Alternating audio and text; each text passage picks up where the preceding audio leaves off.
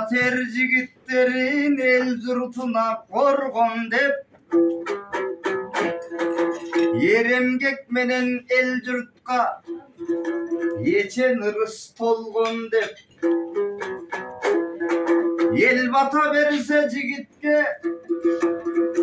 Eskirбес bakıt kongon dep Antçeda жаңы жыл келди карачыдагы жаңыра турган жолдор көп Дагы көп жылдарга жетелиң айтыла турган ойлор көп Елimiz aman bolsa da бере турган тойлор көп Бүгүн кутмандуу болсун 70 жашка чыгыптыр Ошоң алайдан чыккан ормон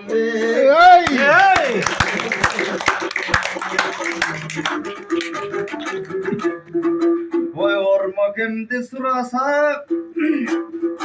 Digi gülçönün susun boylagan Balapan kesten baldarga güreşip günden oynagan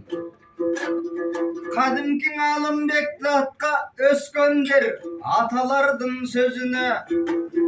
Atam gökrögü toy boğan Antçeden atalardın nuskasın Akıl oydun tutkasın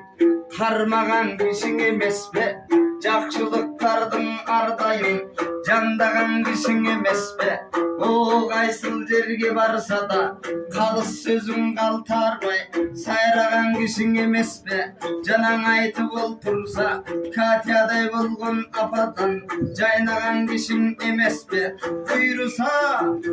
Aşkanınız kutlu olsun ata 70 aşu beleste Yemi 80 Kuday buyursa seresine çıkınız Anda da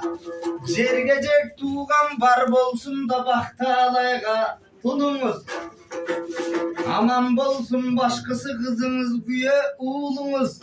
Yeki kızınız çinele karekten jangan nurunuz Ardayım tumandabay jarkırap görüne versin jakşılık Jaşayver ata jaşayver jakındardı şat kılıp Oşo 90 jaşka barganda atake to aşıp ketçi bastırıp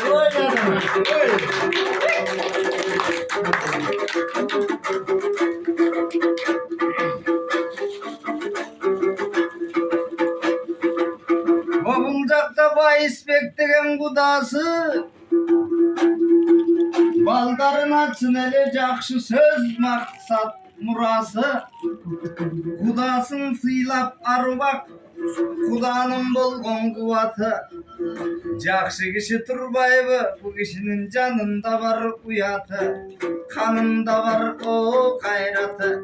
Jürökte var aybatı Rantkeli talas degen avaldan Talanttulardın dayrası Talanttulardın örünü Egerde